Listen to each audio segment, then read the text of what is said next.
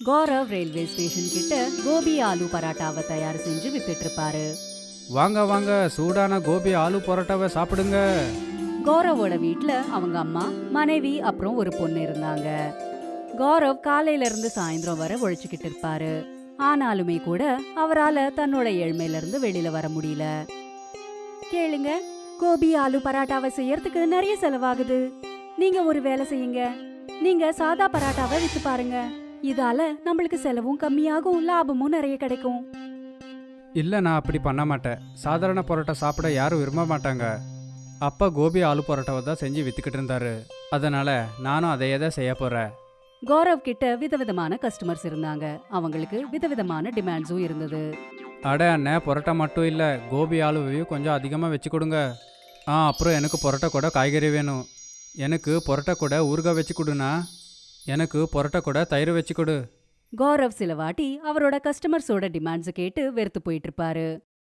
ஒருவேளை உங்களுக்கு பரோட்டா கூட காய்கறி வேணும்னா நீங்கள் தனியாக பணம் கொடுக்கணும். என்னால் தனியாக பணம் கொடுக்க முடியாது. பாத்தீங்களாப்பா, பாத்தீங்களா, இந்த கௌரவ் காய்கறிக்கு தனியாக பணம் கேட்குறா. வாங்க வாங்க, நாம் யாரும் இந்த கடையில் சாப்பிட வேணாம். அட ஒரு நிமிஷம், நீங்கள் எங்கே போகிறீங்க? கொஞ்சம் பொறுங்க. ஒரு நாள் கௌரவ் ரொம்பவே மனசுடைஞ்சு போய் வீட்டுக்கு வந்தான். என்னாச்சு? வர வர கஸ்டம்ஸ் வர்றது கொஞ்சம் கொஞ்சம் குறைஞ்சிக்கிட்டே போகுது. ஜனங்களுக்கு பணம் கொடுக்க விருப்பம் இல்லை. ஆனால் தயிர், ஊறுகாய், காய்கறி, ஆலு எல்லாமே கேட்குறாங்க. வாங்க எங்கேயாவது சுத்தி பார்க்க போலாம், கொஞ்சம் மூடு கூட ஃப்ரெஷ் ஆயிடும். நம்ம கிட்ட டூரிஸ்ட் பிளேஸுக்கு போகிற அளவுக்கு எந்த பணமும் கிடையாது. அதனால முன்னாடியே வீட்டுக்கு நம்ம போகலாம். கௌரவ் சுத்தி பார்க்கறதுக்கு மாமியாரோட ஊருக்கு போனாரு. அது ஒரு கிராமம். வழியில கௌரவ்க்கும் கௌரவோட மனைவிக்கு ரொம்ப தாகம் எடுத்தது. அவங்களுக்கு எங்கிருந்தோ நீர்வீழ்ச்சியோட சத்தம் கேட்டது.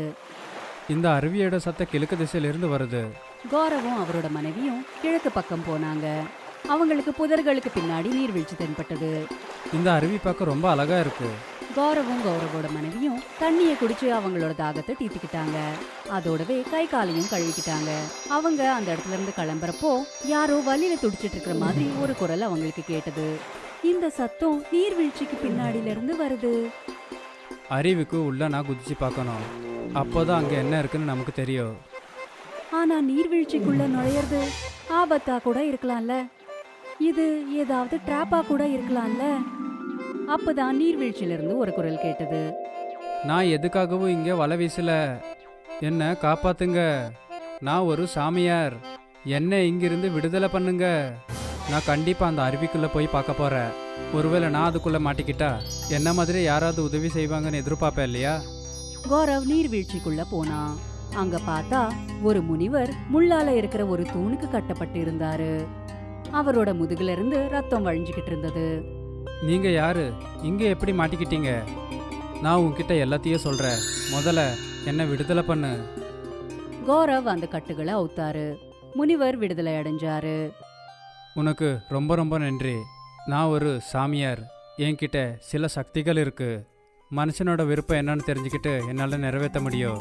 ஜனங்க என்னுடைய சக்தியை தவறாக பயன்படுத்த ஆரம்பிச்சிட்டாங்க. நான் அவங்களோட பேச்சை ஒத்துக்காத போது என்னை இங்கே கூட்டிகிட்டு வந்து இந்த மாதிரி அடித்து வச்சுட்டாங்க. ஒருவேளை உங்ககிட்ட உண்மையிலேயே சக்தி இருக்குது அப்படின்னா நீங்கள் ஏன் அதை பயன்படுத்தி வெளியே வரலை? நான் என்னுடைய சக்திகளை எனக்காக எப்போவுமே பயன்படுத்தக்கூடாது. சரிங்க சாமி, அப்போ நான் கிளம்புறேன். நான் என்னுடைய மாமியார் வீட்டுக்கு போகணும். ரொம்ப லேட் ஆகுது. அரே, நீ ஏன் வெறும் கையை வீசிக்கிட்டு போகிற? நீ எனக்கு உதவி செஞ்சுருக்க. நான் இப்போ உனக்கு உதவி செய்ய விருப்பப்படுறேன். ஒரு வேளை உனக்கு ஏதாவது வேணும் அப்படின்னா அதை கேளு. இல்லை சுவாமி, நான் என்னுடைய வாழ்க்கையில் கடினமாக உழைச்சி தான் சம்பாதிக்கணும்னு நினைக்கிறேன்.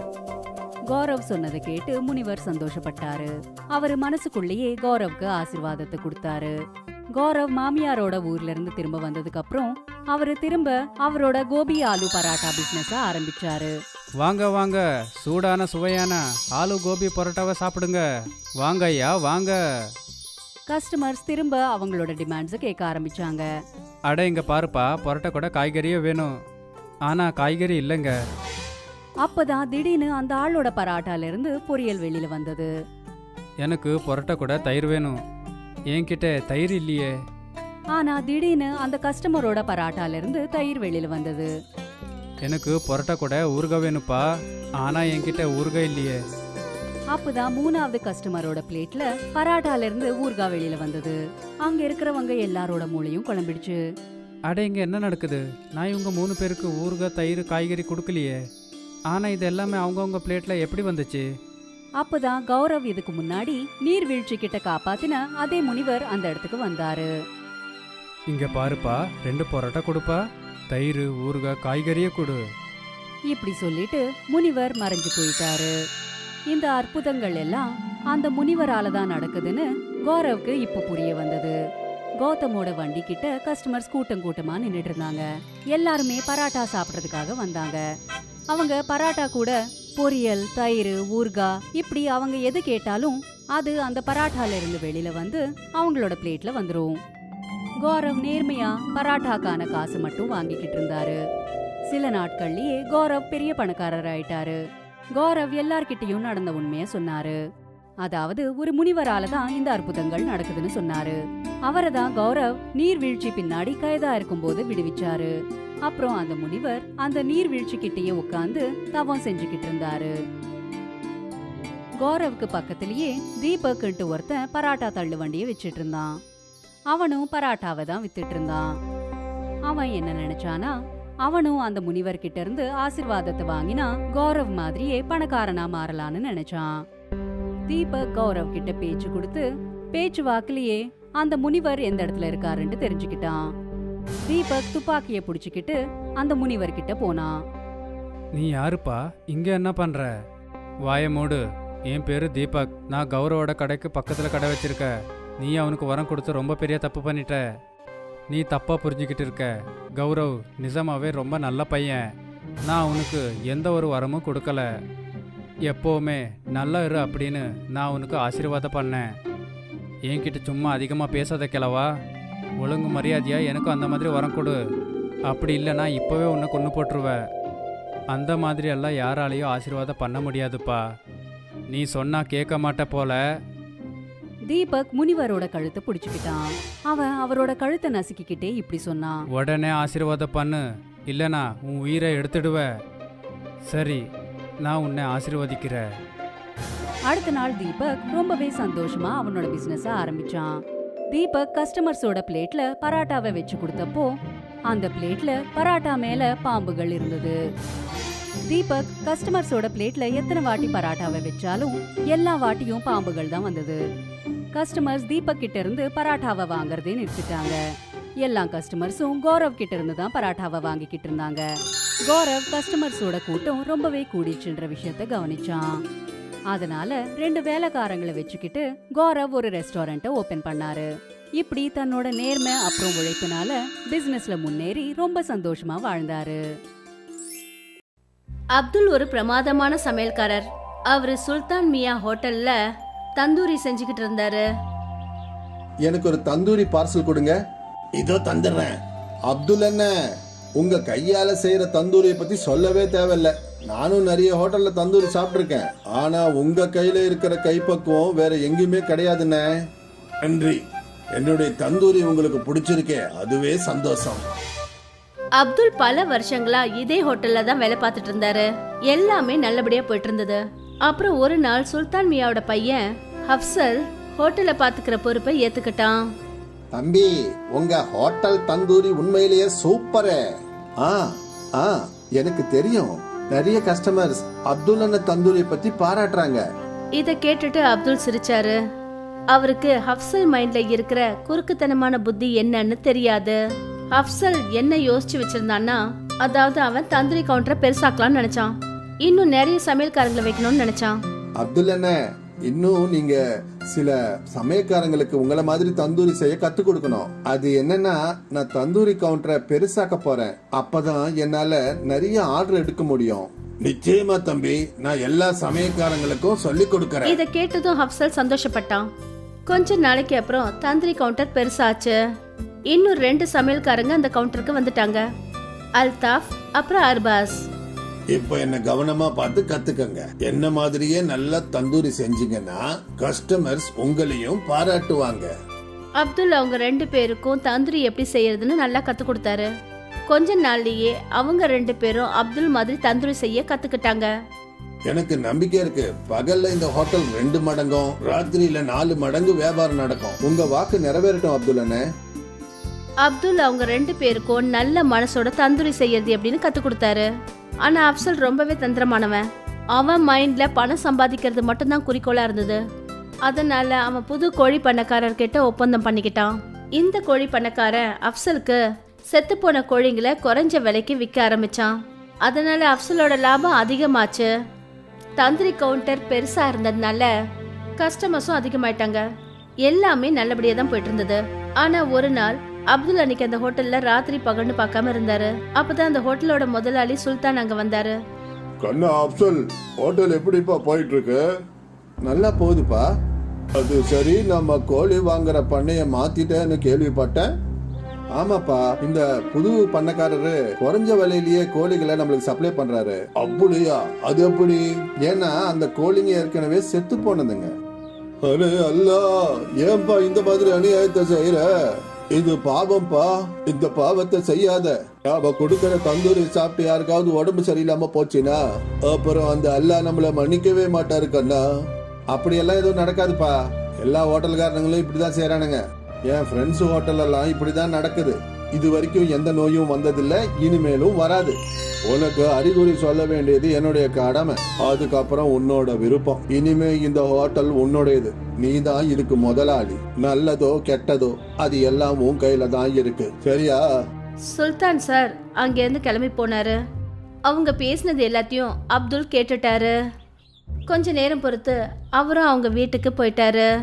ராத்திரி முழுக்க அப்துல் இதே விஷயத்தை பத்தி யோசிச்சுட்டு இருந்தாரு. ஜனங்க உயிரோட விளையாடுற இடத்துல நான் இனிமே வேலை செய்ய மாட்டேன். இது ரொம்பவே பாவம். ஆனா முதலாளி பையன் நான் சொல்றத கேட்க மாட்டாரு. பேசாம இந்த வேலையை விட்டுடலான்னு எனக்கு தோணுது. இப்ப அப்துல் என்ன யோசிச்சாருன்னா, சுல்தான் ஹோட்டல்ல சமைக்கிற வேலையை விட்டுடலான்னு யோசிச்சாரு. மறுநாள் காலையில அவரு ஹோட்டலுக்கு போனாரு. நேத்துக்கு நீங்க பேசுனதை நான் கேட்டுட்டேன். இனிமே இங்க வேலை செய்யறதுக்கு என் மனசாட்சி உறுத்துது. நான் இந்த ஹோட்டலை விட்டு போறதா முடிவு பண்ணிட்டேன். நல்லது. நீ என்ன நினைச்ச? நீ போயிட்டேன்னா இந்த ஹோட்டலை மூடிடுவேன் நினைச்சியா? அதான் இல்ல. ஆனா இதுக்கு மேல உனக்கு எந்த ஹோட்டல்லையும் வேலை கிடைக்காது. அது உறுதி அப்துல்லண்ணே. அத நான் ஏத்துக்கிறேன். வேலை இல்லாம நான் இருந்துருவேன். இந்த மாதிரி ஏமாத்தி சம்பாதிக்க நான் விரும்பல. அப்துல் இப்படி சொல்லிட்டு அங்கிருந்து போயிட்டாரு. அவரு நிறைய ஹோட்டல்ல வேலை தேடி அலைஞ்சாரு. ஆனா அவருக்கு வேலை எங்கேயும் கிடைக்கல. ரொம்ப நொந்து போய் ஒரு நாள் அவரு தன்னோட நண்பன் முஸ்தபா சைக்கிள் கடையில உட்கார்ந்துருந்தாரு. என்னப்பா ஆச்சு? இன்னைக்கு வேலை கிடைக்கலையா? இல்ல நண்பா, என்ன பண்றதுன்னு எனக்கு தெரியல. தந்தூரி பண்ற வேலையை தவிர வேற எந்த வேலையும் எனக்கு தெரியாது. வேற வேலை செய்ய சொல்லி உன்னை யார் சொன்னது? நான் என்ன சொல்ல வரேன்னா, நீயே சொந்தமா ஒரு தந்தூரி கவுண்டர் ஓபன் பண்ணா என்ன? அவ்வளவு பணம் என்கிட்ட இல்ல. தந்தூரி ரொம்ப விலை அதிகம். அது மட்டும் இல்லாம ஹோட்டல் வேணும் இல்ல, அதுக்கு வாடகை, இதுக்கெல்லாம் நான் எங்க போறது? உன்னுடைய எல்லா கேள்விக்கும் ஒரே ஒரு பதில் தான். கொஞ்ச நேரம் வெயிட் பண்ணு. முஸ்தபா 2 பழைய சைக்கிள் ரிம் எடுத்துட்டு வந்தாரு. அப்புறம் அதுல ஹோல்ஸ போட்டு ஒரு கம்பியை போட்டாரு. இந்தா ரெடி ஆயிடுச்சு. என்ன இது? புரிய வைக்கிறேன். முஸ்தபா கிட்ட ஒரு தள்ளி வண்டி இருந்தது. முஸ்தபா அந்த கைவண்டிக்கு மேல இருந்த மரத்தை உடைச்சு எடுத்தாரு. அப்புறம் இந்த தந்தூரை அந்த கைவண்டியில ஃபிக்ஸ் பண்ணாரு. இப்போ இதுக்கு கீழே அடுப்பு கறிய பத்த வை. அப்புறம் இத சுத்தி சுத்தி தந்தூரி பண்ண. அடேங்கப்பா, இது ரொம்ப நல்லா இருக்கே. இத எப்படி யோசிச்ச? உனக்கு உதவி செய்யணும்னு நினைச்சேன். அதான் யோசனை தானா வந்துருச்சு. நன்றி நன்றி நண்பா. மறுநாள்ல இருந்து முஸ்தபா அந்த கைவண்டியில தந்தூரி விற்க ஆரம்பிச்சாரு. தந்தூரி செய்யறதுல முஸ்தபா கை தேர்ந்த ஆளு. ஆனா அவர்கிட்ட ஹோட்டல் இல்ல. அதனால அவரோட தந்தூரி விலையும் ரொம்ப குறைவா தான் இருந்தது. முஸ்தபாவோட தள்ளுவண்டி தந்தூரி கடையில கஸ்டமர்ஸ் கூட்டம் எப்பவுமே இருந்துகிட்டே இருந்தது. அதே சுல்தான் ஹோட்டல்ல ஃபுட் ஆஃபீஸர்ஸ் வந்து செக் பண்ணாங்க. அப்புறம் செத்து போன கோழியை சமைச்சு விற்கிறதுனால அவங்களோட ஹோட்டலுக்கு சீல் வச்சுட்டாங்க. அந்த குற்றத்துக்காக அப்சலுக்கு சிறை தண்டனை கொடுத்தாங்க. ஒருவேளை இதுதான் இயற்கையோட நியாயம் போல இருக்கு. நல்லவங்களுக்கு எப்பவும் நல்லதுதான் நடக்கும், அப்புறம் கெட்டவங்களுக்கு கெட்டதுதான் நடக்கும். இதுக்கு தான் சொல்லுவாங்க, நல்லதை மட்டும் செய், நல்லதே நடக்கும். அப்துல் ஒரு பிரமாதமான சமையல்காரர். அவரு சுல்தான் மியா ஹோட்டல்ல தந்தூரி செஞ்சுக்கிட்டு இருந்தாரு. எனக்கு ஒரு தந்தூரி பார்சல் கொடுங்க. இதோ தந்துடுறேன். அப்துல் என்ன, உங்க கையால செய்யற தந்தூரியை பத்தி சொல்லவே தேவையில்ல. நானும் நிறைய ஹோட்டல்ல தந்தூரி சாப்பிட்டிருக்கேன். ஆனா உங்க கையில இருக்கிற கைப்பக்குவம் வேற எங்கேயுமே கிடையாதுண்ணே.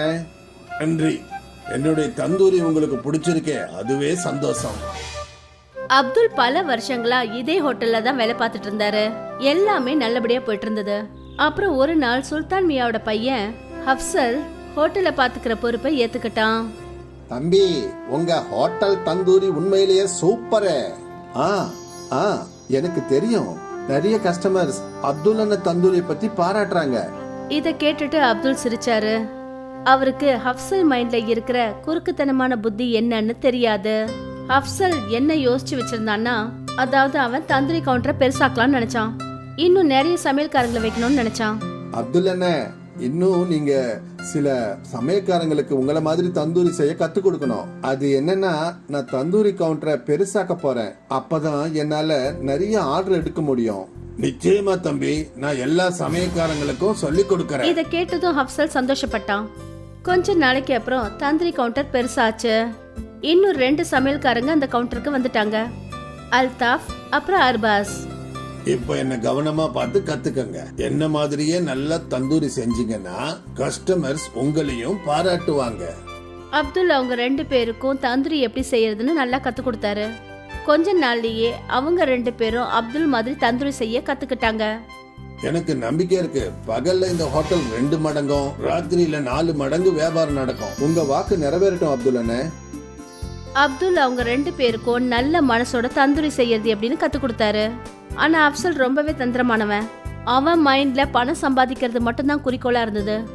அதனால அவன் புது கோழி பண்ணக்காரர்கிட்ட ஒப்பந்தம் பண்ணிக்கிட்டான். இந்த கோழி பண்ணக்காரன் அப்சலுக்கு செத்து போன கோழிங்களை குறைஞ்ச விலைக்கு விற்க ஆரம்பிச்சான். அதனால அப்சலோட லாபம் அதிகமாச்சு. தந்தூரி கவுண்டர் பெருசா இருந்ததுனால கஸ்டமர்ஸும் அதிகமாயிட்டாங்க. எல்லாமே நல்லபடியா தான் போயிட்டு இருந்தது. ஆனா ஒரு நாள் அப்துல் அன்னைக்கு அந்த ஹோட்டல்ல ராத்திரி பகல்னு பார்க்காம இருந்தாரு. அப்பதான் அந்த ஹோட்டலோட முதலாளி சுல்தான் அங்க வந்தாரு. கண்ணா அப்சல், ஹோட்டல் எப்படிப்பா போயிட்டு இருக்கு? நல்லா போகுதுப்பா. அது சரி, நம்ம கோழி வாங்குற பண்ணைய மாத்திட்டேன்னு கேள்விப்பட்டேன். ஆமாப்பா, இந்த புது பண்ணக்காரரு குறைஞ்ச விலையிலேயே கோழிகளை நம்மளுக்கு சப்ளை பண்றாரு. அப்படியா? அது எப்படி? ஏன்னா அந்த கோழிங்க ஏற்கனவே செத்து போனதுங்க. அரே அல்லா, ஏன்பா இந்த மாதிரி அநியாயத்தை செய்யற? இது பாவம்பா. இந்த பாவத்தை செய்யாத. அவ கொடுக்கற தந்தூரி சாப்பிட்டு யாருக்காவது உடம்பு சரியில்லாம போச்சுன்னா அப்புறம் அந்த அல்லாஹ் நம்மள மன்னிக்கவே மாட்டாரு கண்ணா. அப்படியெல்லாம் எதுவும் நடக்காதுப்பா. எல்லா ஹோட்டல்காரங்களும் இப்படிதான் செய்யறானுங்க. என் ஃப்ரெண்ட்ஸ் ஹோட்டல் எல்லாம் இப்படிதான் நடக்குது. இது வரைக்கும் எந்த நோயும் வந்ததில்ல, இனிமேலும் வராது. உனக்கு அறிகுறி சொல்ல வேண்டியது என்னுடைய கடமை. அதுக்கப்புறம் உன்னோட விருப்பம். இனிமே இந்த ஹோட்டல் உன்னுடையது. நீ தான் இதுக்கு முதலாளி. நல்லதோ கெட்டதோ அது எல்லாம் உன் கையில தான் இருக்கு, சரியா? சுல்தான் சார் அங்கேருந்து கிளம்பி போனாரு. அவங்க பேசினது எல்லாத்தையும் அப்துல் கேட்டுட்டாரு. கொஞ்ச நேரம் பொறுத்து அவரும் அவங்க வீட்டுக்கு போயிட்டாரு. ராத்திரி முழுக்க அப்துல் இதே விஷயத்தை பத்தி யோசிச்சுட்டு இருந்தாரு. ஜனங்க உயிரோட விளையாடுற இடத்துல நான் இனிமே வேலை செய்ய மாட்டேன். இது ரொம்பவே பாவம். ஆனா முதலாளி பையன் நான் சொல்றத கேட்க மாட்டாரு. பேசாம இந்த வேலையை விட்டுடலான்னு எனக்கு தோணுது. இப்ப அப்துல் என்ன யோசிச்சாருன்னா, சுல்தான் ஹோட்டல்ல சமைக்கிற வேலையை விட்டுடலான்னு யோசிச்சாரு. மறுநாள் காலையில அவரு ஹோட்டலுக்கு போனாரு. நேத்திக்கு நீங்க பேசுனதை நான் கேட்டுட்டேன். இனிமே இங்க வேலை செய்யறதுக்கு என் மனசாட்சி உறுத்துது. நான் இந்த ஹோட்டலை விட்டு போறதா முடிவு பண்ணிட்டேன். நல்லது. நீ என்ன நினைச்ச? நீ போயிட்டேன்னா இந்த ஹோட்டலை மூடிடுவேன்னு நினைச்சியா? அதான் இல்ல.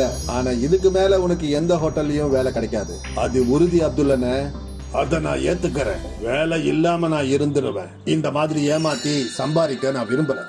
அப்துல் இப்படி சொல்லிட்டு அங்கிருந்து போயிட்டாரு. அவரு நிறைய ஹோட்டல்ல வேலை தேடி அலைஞ்சாரு. ஆனா அவருக்கு வேலை எங்கேயும் கிடைக்கல. ரொம்ப நொந்து போய் ஒரு நாள் அவரு தன்னோட நண்பன் முஸ்தபா சைக்கிள் கடையில உட்கார்ந்திருந்தாரு. என்னப்பா ஆச்சு? இன்னைக்கு வேலை கிடைக்கலையா? இல்ல நண்பா, என்ன பண்றதுன்னு எனக்கு தெரியல. தந்தூரி பண்ற வேலையை தவிர வேற எந்த வேலையும் எனக்கு தெரியாது. வேற வேலை செய்ய சொல்லி உன்னை யார் சொன்னது? நான் என்ன சொல்ல வரேன்னா, நீயே சொந்தமா ஒரு தந்தூரி கவுண்டர் ஓபன் பண்ணா என்ன? அவ்வளவு பணம் என்கிட்ட இல்ல. தந்தூரி ரொம்ப விலை அதிகம். அது மட்டும் இல்லாம ஹோட்டல் வேணும் இல்ல, அதுக்கு வாடகை, இதுக்கெல்லாம் நான் எங்க போறது? உன்னுடைய எல்லா கேள்விக்கும் ஒரே ஒரு பதில் தான். கொஞ்ச நேரம் வெயிட் பண்ணு. முஸ்தபா 2 பழைய சைக்கிள் ரிம் எடுத்துட்டு வந்தாரு. அப்புறம் அதுல ஹோல்ஸ போட்டு ஒரு கம்பியை போட்டாரு. இந்தா ரெடி ஆயிடுச்சு. என்ன இது? புரிய வைக்கிறேன். முஸ்தபா கிட்ட ஒரு தள்ளு வண்டி இருந்தது. முஸ்தபா அந்த கைவண்டிக்கு மேல இருந்த மரத்தை உடைச்சு எடுத்தாரு. அப்புறம் இந்த தந்தூரை அந்த கைவண்டியில ஃபிக்ஸ் பண்ணாரு. இப்போ இதுக்கு கீழே அடுப்பு கறிய பத்த வை. அப்புறம் இத சுத்தி சுத்தி தந்தூரி பண்ண. அடேங்கப்பா, இது ரொம்ப நல்லா இருக்கே. இதை எப்படி யோசிச்ச? உனக்கு உதவி செய்யணும்னு நினைச்சேன். அதான் யோசனை தானா வந்துருச்சு. நன்றி நன்றி நண்பா. மறுநாள்ல இருந்து முஸ்தபா அந்த கைவண்டியில தந்தூரி விற்க ஆரம்பிச்சாரு. தந்தூரி செய்யறதுல முஸ்தபா கை தேர்ந்த ஆளு.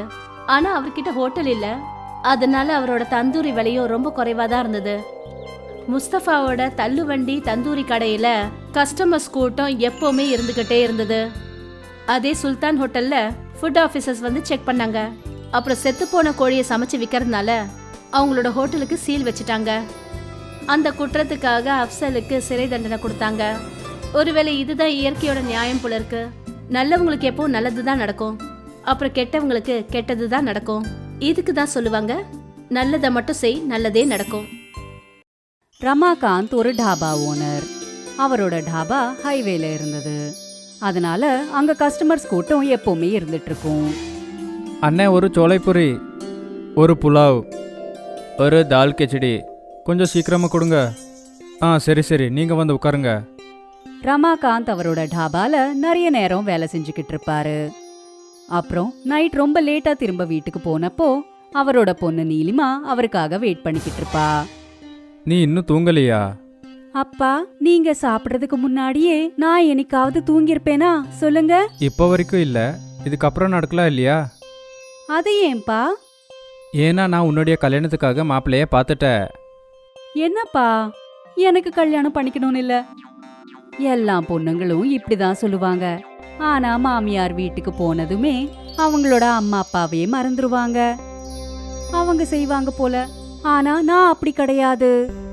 அப்பா, நம்ம கூடவே இருக்கிற மாதிரி ஒரு பையனை நீங்க எனக்காக பார்க்கலாம் இல்ல? உங்க பொண்ணுக்கு வீட்டோட மாப்பிள்ளை வேணும் போல. இங்க பாருமா பொண்ணு, இன்னொருத்தவங்க வீட்டுக்கு நீ போயே தான் ஆகணும். அதுதானம்மா சரி. அப்படின்னா நீங்க என்ன உங்ககிட்ட இருந்து தூரமாக்க நினைக்கிறீங்களா? அப்படியெல்லாம் இல்லை, ஆனால் உன்னுடைய கல்யாணத்தை செஞ்சுதானே ஆகணும்.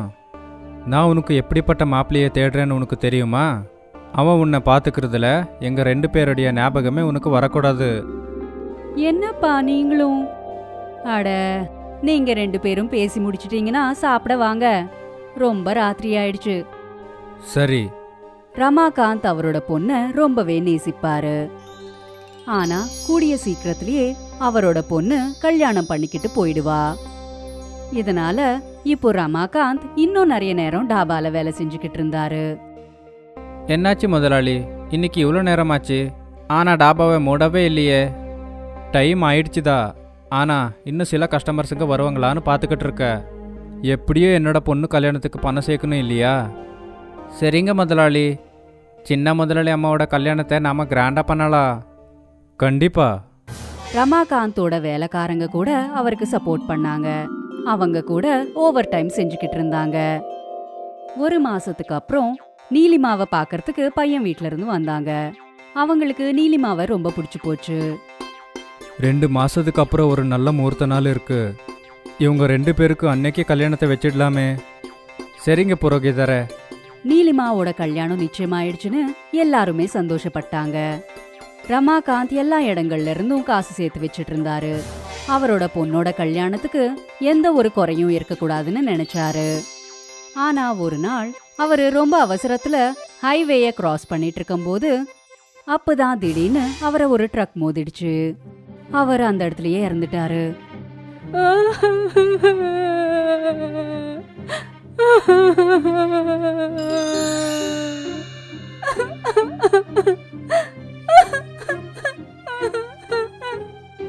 எந்த வீட்ல கல்யாணம் நடந்திருக்கணுமோ இப்போ அந்த வீட்ல சாவு நடந்திருக்கு.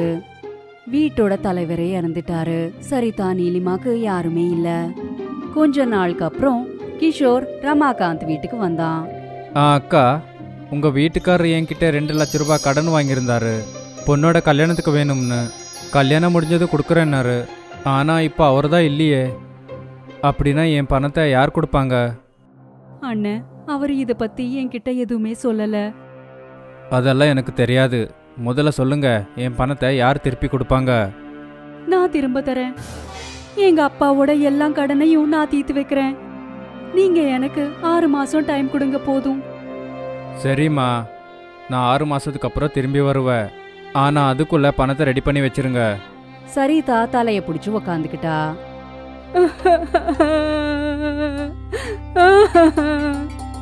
அம்மா, நீ கவலைப்படாத, எல்லாம் சரியாயிடும். ஆனா இந்த கடனை நாம எப்படி தீர்க்கறது? வேலை செஞ்சு நான் அப்பாவோட டாபாவை நடத்துறேன். ஆனா கண்ணு, நீ எப்படிமா இதெல்லாம் பண்ணுவ? பண்ணுவேம்மா, அப்பா என் கூடவே இருக்காரு. அப்புறம் நீலிமா அடுத்த நாளே டாபாக்கு போனா. தாத்தா, இன்னிலிருந்து நான் டாபாவை பாத்துக்கிறேன்.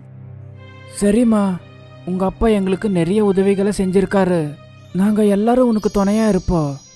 உங்ககிட்ட இருந்து அதுதான் எதிர்பார்க்கறேன். டாபால வண்டிங்க நிக்க ஆரம்பிச்சது. ஜனங்க சாப்பிட வந்துட்டு இருந்தாங்க. நீலிமா எல்லாரோட ஆர்டரையும் அப்புறம் காசை வாங்கிட்டு இருப்பா. அவ காலையில இருந்து ராத்திரி வர டாபாவை பாத்துக்கிட்டு இருந்தா. டாபாவை மூடுற நேரத்துல நீலிமா காசு எவ்வளவு வந்திருக்குன்னு பார்த்தா. இன்னைக்கு வெறும் 3000 ரூபாய் தான் கலெக்ஷன் ஆயிருக்கு. 1500 ரூபாய் மட்டும்தான் லாபம் வந்திருக்கு. இப்படியே போய்கிட்டு இருந்தா நான் கிஷோர் மாமாவோட கடனை எப்படி தீர்க்க முடியும்? கடவுளே, எனக்கு உதவி பண்ணுங்க. இப்படியே பல நாட்கள் வர நீலிமா கஷ்டப்பட்டு வேலை செஞ்சுக்கிட்டு இருந்தா. ஆனா அவ சம்பாதிக்கிற லாபம் எப்பவுமே கம்மியா தான் இருந்தது. அவ கொஞ்சம் கூட சந்தோஷமா இல்ல. நிறைய நாள் கடந்தது. ஒரு நாள் எல்லா வேலைக்காரங்களும் கிளம்பிட்டாங்க. அப்புறம் நீலிமா டாபாவை க்ளோஸ் பண்ணிட்டு இருந்தா. அப்பதான் ஒரு வயசான துறவி நீலிமா கிட்ட வந்தாரு. இங்க பாருமா, நான் 2 நாளா பட்னியா இருக்கேன். சாப்பிட ஏதாவது இருந்தா கொஞ்சம் கொடுக்குறியா? வாங்க, உட்காருங்க. ஆனா இங்க பாருமா, என்கிட்ட உனக்கு கொடுக்கறதுக்கு எந்த ஒரு பணமும் இல்ல. பரவாயில்ல. நீலிமா கிச்சனுக்கு போனா. அங்க பொரியல் இருந்தது, ஆனா ரோட்டி இல்ல. அந்த இடத்துல ரோட்டி செய்யறதுக்கான மாவு இருக்கிறத நீலிமா பார்த்தா. அவ உடனே அடுப்ப பத்த வச்சு ஒரு பானை மேல 2 ரொட்டிகளை தயார் செஞ்சா. அப்புறம் பொரியலோட சேர்த்து அவ செஞ்ச ரொட்டிகளை அந்த துறவிக்கு பரிமாறினா. துறவி ரொம்பவே பசியோட இருந்தாரு. சாப்பாட பார்த்ததுமே அவரு சாப்பிட ஆரம்பிச்சிட்டாரு. சாப்பிட்டு முடிச்சதுக்கு அப்புறம் அவரு தன்னோட கைகளை கழுவிக்கிட்டாரு. ரொம்ப ரொம்ப நன்றிமா. நீ இன்னைக்கு ஒரு ஏழையோட வயித்தை நெருப்பிருக்க. அந்த கடவுள் உன்னை எப்பவுமே நல்லா வச்சிருப்பாரு. அந்த கடவுள் கிட்ட நான் உனக்காக கண்டிப்பா வேண்டிக்கிறேன். எனக்காக வேண்டாம், எங்க அப்பாக்காக பிரார்த்தனை செய்யுங்க. அவர் இப்போ இந்த உலகத்துல இல்ல. கொஞ்ச நேரத்திலேயே அந்த துறவி நீலிமாவோட கடந்த காலத்தை பத்தி தெரிஞ்சுக்கிட்டாரு. நீ உண்மையிலேயே ரொம்ப நல்ல பொண்ணுமா. உன்னுடைய இந்த போராட்டத்துல கண்டிப்பா நான் உனக்கு உதவி செய்யறேன். எந்த பாத்திரத்துல நீ இந்த ரொட்டியை செஞ்சியோ அந்த பாத்திரம் இன்னிலிருந்து ஒரு மந்திர பாத்திரமா மாறும். யாரெல்லாம் நீ அந்த பாத்திரத்துல செஞ்சு கொடுத்த ரொட்டியை சாப்பிட்றாங்களோ அவங்க கண்டிப்பா இன்னொரு ரொட்டியை சாப்பிடாம இருக்க மாட்டாங்க. அப்போ கண்டிப்பா நீ பல மடங்கு பணத்தை நீ அது மூலமா சம்பாதிப்ப. அந்த துறவி நீலிமாக்கு ஆசீர்வாதம் கொடுத்து அங்க இருந்து கிளம்பி போயிட்டாரு. அப்புறம் நீலிமா டாபாவை க்ளோஸ் பண்ணி வீட்டுக்கு கிளம்பிட்டா. அடுத்த நாள் நீலிமா டாபாவை திறந்தா. எப்பயும் போலவே கஸ்டமர்ஸும் வந்தாங்க. ஒரு கஸ்டமர் பானை ரொட்டியை ஆர்டர் பண்ணா. இன்னொரு பானை ரொட்டி. அவன் 2வது ரொட்டியை கூட சாப்பிட்டான். இன்னொன்னு கொடுமா. அட என்னப்பா, நீ 3வது பானை ரொட்டியே கேட்குற. என்ன பண்றது, இது வரைக்கும் நான் இந்த மாதிரி சுவையான பானை ரொட்டியை நான் சாப்பிட்டதே இல்லப்பா. நீயும் சாப்பிட்டு பாரு. அப்புறம் என்ன, யாரெல்லாம் பானை ரொட்டியை ஆர்டர் பண்ணாங்களோ அவங்க திரும்ப திரும்ப ஆர்டர் செஞ்சிட்டு இருந்தாங்க. நாள் முழுக்க பானை ரொட்டியை தயார் செஞ்சிட்டு இருந்தாங்க. ராத்திரி நேரத்துல நீலிமா காசு எவ்வளவு வந்திருக்குன்னு பார்த்தப்போ அவ ஷாக் ஆயிட்டா. ஒரே நாள்ல அவளோட லாபம் 10 மடங்கு ஆயிடுச்சு. இன்னைக்கு லாபம் 15,000. அவ சந்தோஷமா வீட்டுக்கு போனா. அவ தன்னோட அம்மா கிட்ட எல்லாத்தையும் சொன்னா. கண்ணு, இது எப்படி சாத்தியமாகும்? அம்மா, இதெல்லாம் அந்த துறவியோட ஆசீர்வாதம் தான். அவரோட ஆசீர்வாதத்தால அந்த பானை மந்திர பானையா மாறிடுச்சு. இனி அப்பாவோட கடனை சீக்கிரமா அடைச்சிடலாம். கடவுளுக்கு கோடான கோடி நன்றிகள். நீலிமா இப்போ சந்தோஷமா இருந்தா. அவ டாபால ரொம்ப சந்தோஷமா வேலை செஞ்சுட்டு இருந்தா. ஒரு மாசத்துக்கு அப்புறம் கிஷோர் நீலிமாவோட டாபாக்கு வந்தான். இங்க பாருமா, உனக்கு ஞாபகம் இருக்குல்ல, ஒரு மாசம் முடிஞ்சு போச்சு. ஞாபகம் இருக்கு. நீலிமா கல்லால இருந்து 2 லட்சம் ரூபாவை எடுத்து கிஷோரோட கையில கொடுத்துட்டா. இந்தாங்க உங்க காசு. இவ்வளோ சீக்கிரமாவா? ஏமா இவ்வளோ பணத்தை இவ்வளோ சீக்கிரமா எப்படி ரெடி பண்ண முடிஞ்சிச்சு? கடவுளோட தயவால. நீலிமா கிஷோரோட காதுல அவளோட மந்திர பானைய பத்தி சொன்னா. அன்னில இருந்து வியாபாரம் நல்லா போயிட்டு இருக்கு, வருமானமும் கூடிடுச்சு. நல்ல விஷயந்தா. நீ எப்பவுமே இப்படியே நல்லா இருக்கணுமா? என்னுடைய ஆசீர்வாதம் எப்பவுமே உனக்கு இருக்கும். கிஷோர் நீலிமாக்கு ஆசீர்வாதத்தை கொடுத்து அங்கிருந்து கிளம்பிட்டான். ஆனா அவனோட மனசுல பொறாமை இருந்தது. ராத்திரி டாபா க்ளோஸ் ஆனதுக்கு அப்புறம் கிஷோர் அந்த மந்திர பானையை திருடுறதுக்கு டாபாக்குள்ள வந்தான். ஆனா கிஷோர் அந்த பானையை தொட்ட உடனே பானை சூடாக ஆரம்பிச்சது. அந்த பானை எவ்வளவு சூடாயிட்டு இருந்ததுன்னா அது சிகப்பா மாறிடுச்சு. இதனால கிஷோர் கை எரிஞ்சிடுச்சு. என்னுடைய கையி, ஐயோ என்னுடைய கையி, உஃப் உஃப் உஃப் உஃப். கிஷோருக்கு அவனோட பேராசைக்கு தண்டனை கிடைச்சது. அவனுக்கு அந்த மந்திர ரோட்டி பானையும் கிடைக்கல, அதோடவே அவனோட கைகளும் எரிஞ்சிடுச்சு. இதனால நாம எப்பவுமே பேராசைப்படக்கூடாது.